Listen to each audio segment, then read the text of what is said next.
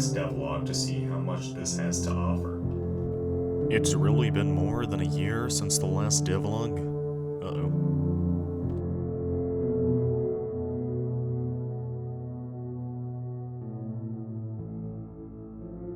Since we have a lot of ground to cover, I'd figure I'd kill two birds with one stone and complete a run of pressure while talking about Biohazard.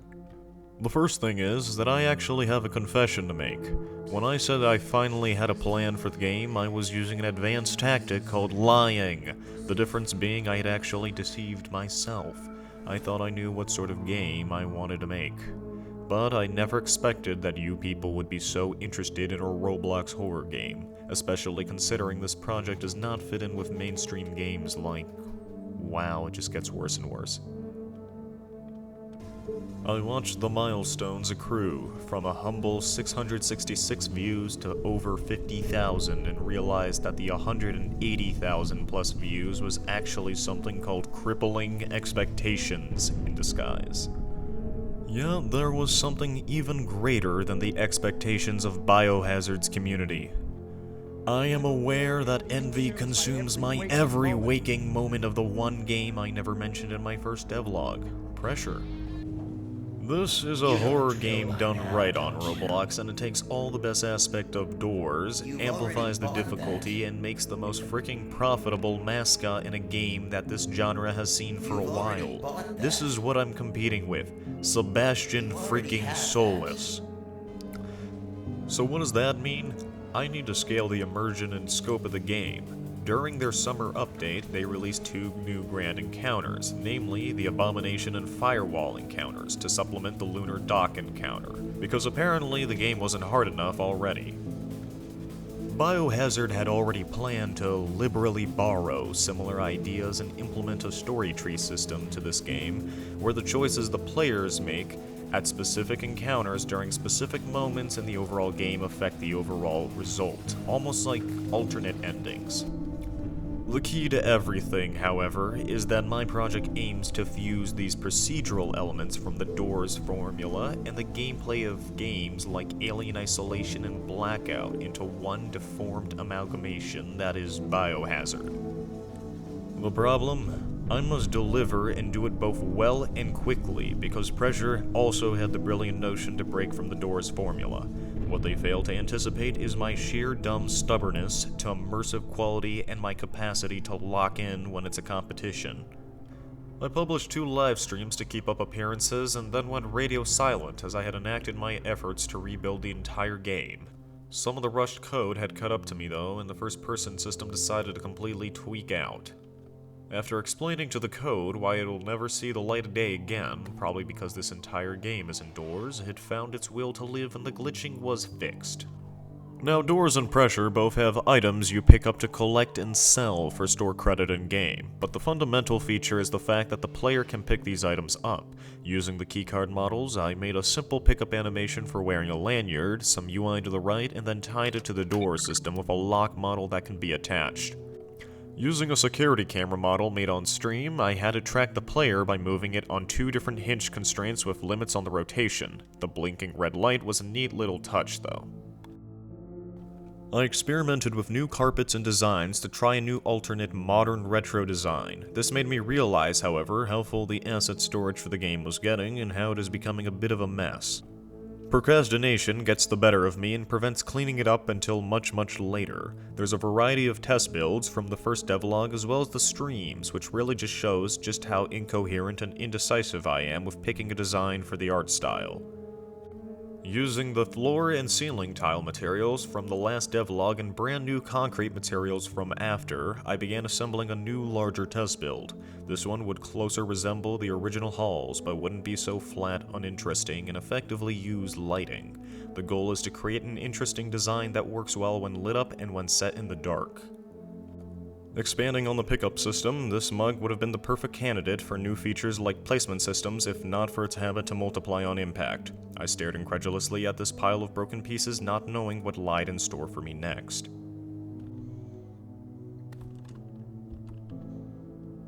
And the mug just leaves me. What the heck? Where'd it go?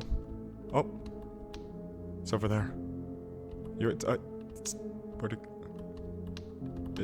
Buddy? It's okay, buddy. Where are you trying to go, buddy? This thing is beyond me. By this point, the sunk cost fallacy had entrapped me and I could not focus on anything other than fixing the mug. Biohazard would not be the same if I were not able to find, drink, place, and drop mugs into the ground to shatter into a satisfying spill. Having broken free from this spell, I returned to item pickup to replace the hotbar UI. This design works for now, but I'm not completely satisfied with the game's UI style. Like most things, it will probably get replaced later. I will still put in some effort to make it presentable and smooth between cycling items, though. The astute among you may have all noticed that I still haven't explained what Biohazard even is. You were all tricked by pressure gameplay in a mug, and now that we're past the 5-minute mark, we can proceed with relaxing background footage of the building workflow while I reveal the depth of my brilliance. Notice my frantic style of building. Clear signs of a man you should trust in a project like this. We'll even throw in some pressure gameplay in the corner. Now what is this game even about? Biohazard is a procedural horror thriller set in an underground office lab complex where things have gone rather wrong. The player must navigate this oddly unfamiliar layout of offices in search of both answers and escape. Multiple things are at play between the organization that seeks to recover from this incident and the creatures that now occupy the depths of the facility. The game is centered around a standard of immersive interactability unseen in other games, namely a complex computer system that allows the player to manipulate the environment and a next-level procedural generation system that can support complex layouts and gameplay branching. All this in the goal of producing a high-quality narrative that the players can immerse themselves into. While the gameplay and story have unrealized potential, my goal was to focus on upgrading the assets at my disposal. This includes increasing the variety of interactions, starting with how players interact with the doors and other systems. I made a new keypad model for having locked doors that require the player to find codes on computers and notes. The door remains unlocked for a period of time before afterwards locking itself again. I realized that it would be insane of me to demand players to commit codes to memory, even though some of you lunatics would, so I decided to have the ability for the player to remember them in-game by finding codes on notes and having them appear over keypads with a glitchy UI effect. Pardon the mess of assets, but I find the UI more pleasing and I think this will be an excellent solution. Jumping over to client coding, I refined the first-person movement a bit more, specifically making the crouch toggled instead of held down and working on the transition for crawling.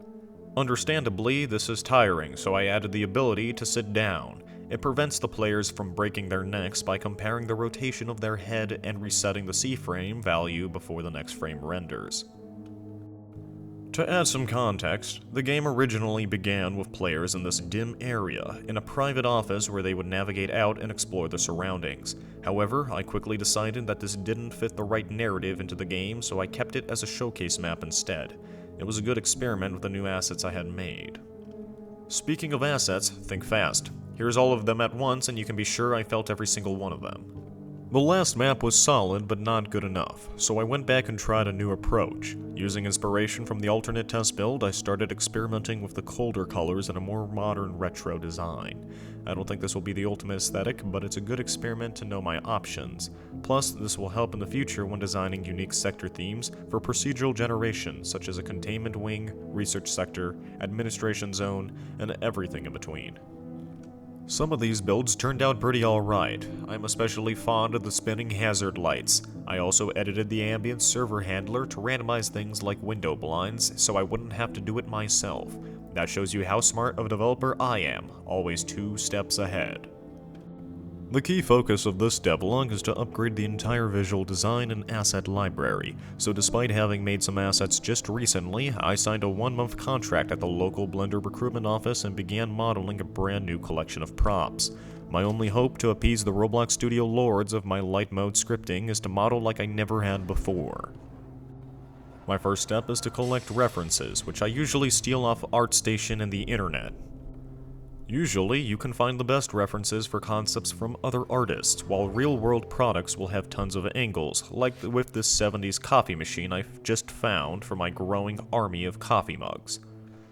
The goal was to make every conceivable variety of desk and office assets I can use, since I need props for decorations as well as in the future scripting them so the player can recover research and documents similar to pressure.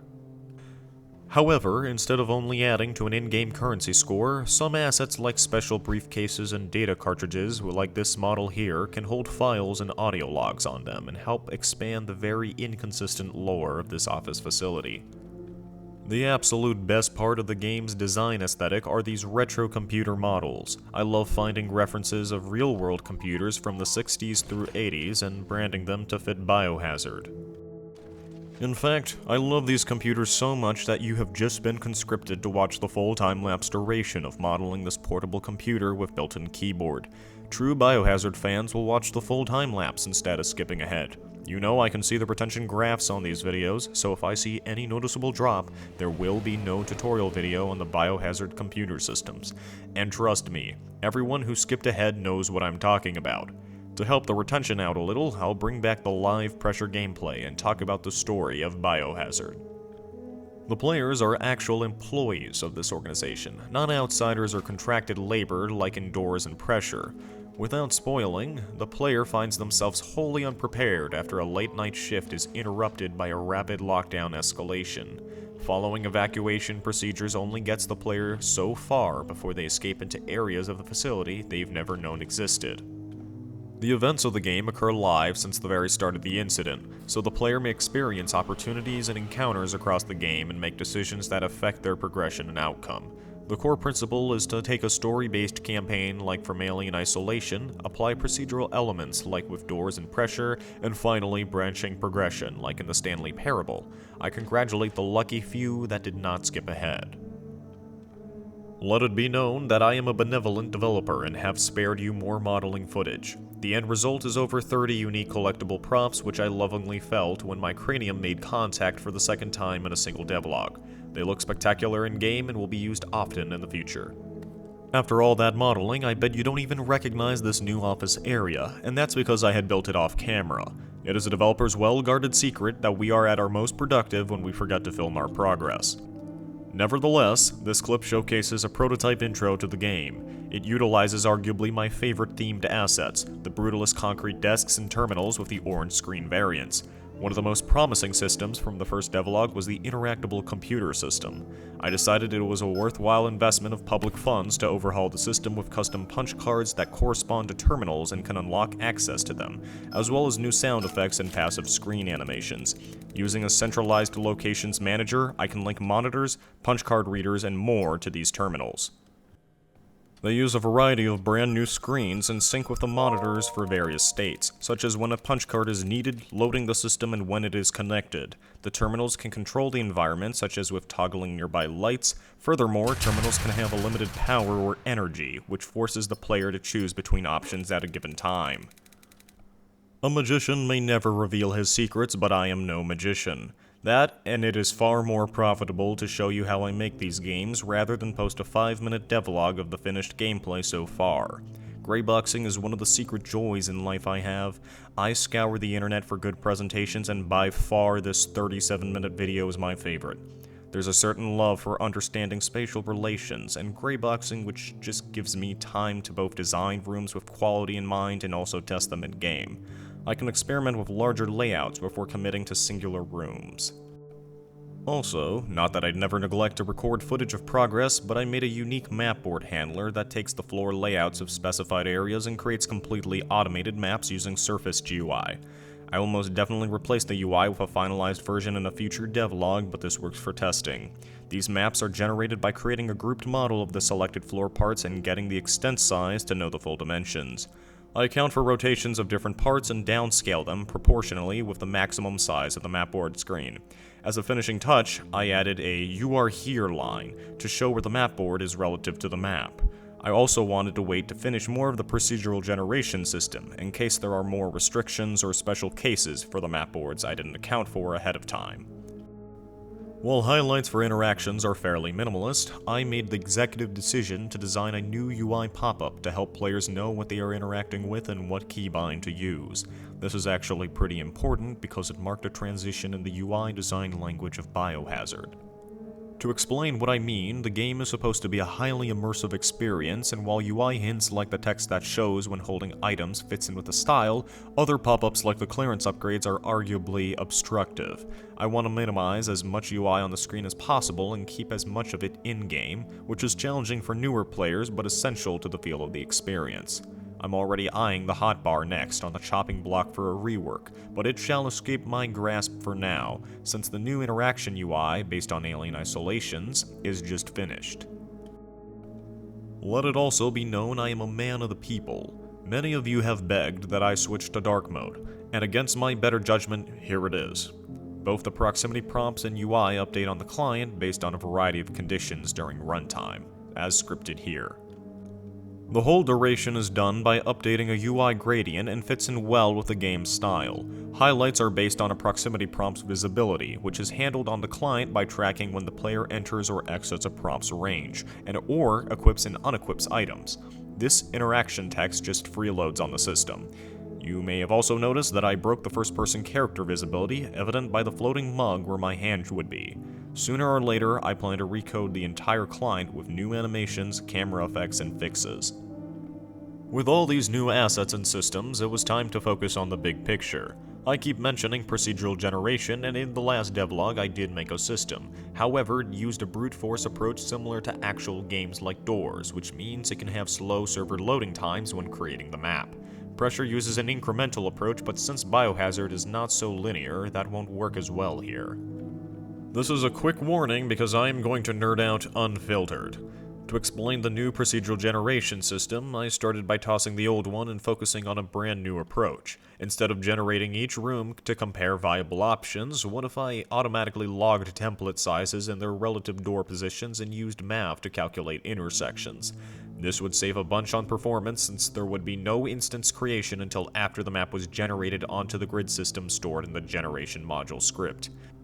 Furthermore, this system would work as fast as the math calculation's performance cost, so it would be easier to optimize in the future and theoretically would work almost instantaneously, instead of suffering a solid minute of loading such as what happened with Doors the Mines. As you can see, after testing it successfully, I began making room templates. These include some simple hallways and stairwells to test elevation. None of these rooms are really complicated and if anything mirror the simplified approach that Doors had, with short and quick room progression. The ultimate goal is for larger, more expansive sections of rooms instead of individual ones. You'll notice there's a bunch of in-progress floor plans for templates that I intend to complete off camera, because I not only didn't record making them, but also didn't think it even worthwhile to show. This is where it all comes together though. Using a collection of completed templates and connecting doors, I can make a very simplified procedural map for the game. I want to emphasize this is not the final version in the slightest. The system will expand heavily into the future and define Biohazard's key assets in progressive storytelling. Before I forget, I also wanted to show some door variants, such as the locked version with a flashing ready light indicating when it is powered. Furthermore, I connected the terminal systems to doors like the heavy gates. This will be important for puzzles to unlock progression later on. The last devlog's menu system was interesting, but for the new scale of the game, I decided it would be better to expand. I'm not quite happy with the idea of using elevators, but it will have to work for now. The new menu will be a walkable lobby where players can meet up instead of connecting on the old menu computers. The final lobby shots are really quite something to behold. This is one of my favorite builds for Biohazard so far and certainly was worth spending so much time. It's also an excellent showcase of all the assets up to this point and how far this game has come along. Perhaps you may have already noticed, but a new reverb system was added to affect sounds in game, such as walking and interacting. It changes based on how spacious a room you're in. Furthermore, I coded the elevator lift system, which will count down once a player enters and immediately start if enough had joined, just like in Pressure or Doors. I finally got around to reorganizing the entire asset studio because it was becoming quite a mess, as I did promise that I would do it earlier. I also wanted to quickly thank Golden, a member of my Discord, for volunteering to make custom paintings for Biohazard. They look spectacular in-game, and I'm excited to showcase more of his work in the future. This game project is both the pride of my work and my aspirations as a game developer. Biohazard has the potential to be so much, and I hope this long-awaited devlog makes up for the delays. With these new assets, I plan to focus solely on gameplay and release the game by the next devlog, which will be before 2026. The Seeker and many new creatures will be joining us as soon as I focus on learning sculpting and animation, so thank you for watching so far. I greatly appreciate the support from subscribers and members of my Discord server, which you should join if you want early teasers and news. Comment down below for any suggestions and subscribe if you like my work, and I'll see y'all shortly.